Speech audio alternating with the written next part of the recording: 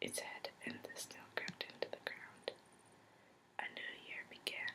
The roses made their appearance, and the snail made his too. You are an old rose tree now, said the snail. You must make haste and die. You have given the world all that you had in you. Whether it was of much importance is a question that I have not had time to think about.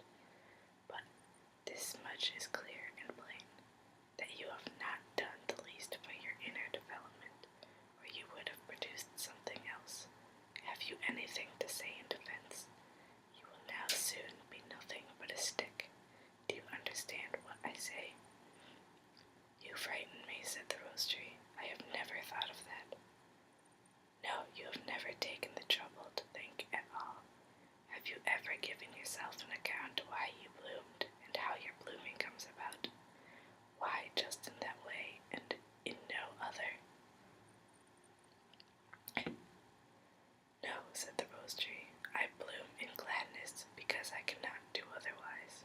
The sun shone and warmed me, and the air refreshed me. I drank the clear dew and the invigorating rain. I breathed and I lived. Out of the earth there arose a power within me, whilst from above I also received strength.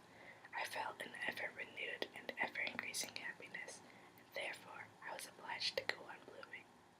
That was my life. I could not do otherwise. You have led a very easy life, remarked the snail. Certainly, everything was given to me, said the rose tree, but still more was given to you. Yours is one of those deep-thinking natures, one of those highly gifted minds that astonishes the world. I have not the slightest intention of doing so, said the snail. The world is nothing to me. What have I to do with the world?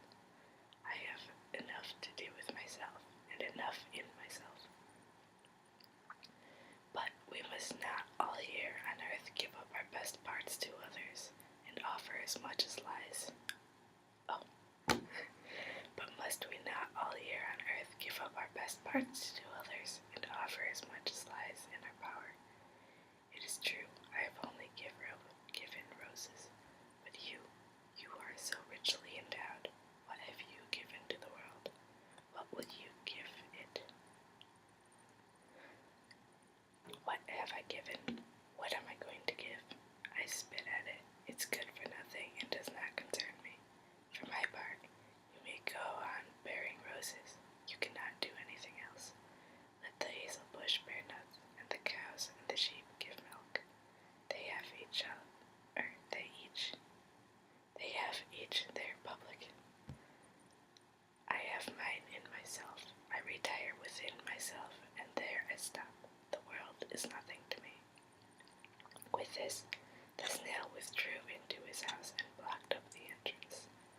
That's very sad, said the rose tree. I cannot creep into myself, however much I might wish to do so. I have to go on bearing roses. Then they drop their leaves, which are blown away by the wind.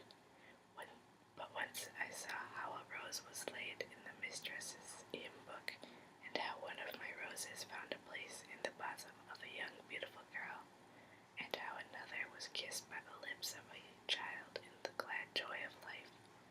That did me good. It was a real blessing. Those are my recollections, my life. And the rose tree went on blooming in innocence, while the snail lay idling in his house. The world was nothing to him. Years passed by. The snail had turned to earth, and the rose tree too. Even the souvenir rose in the hymn book was faded.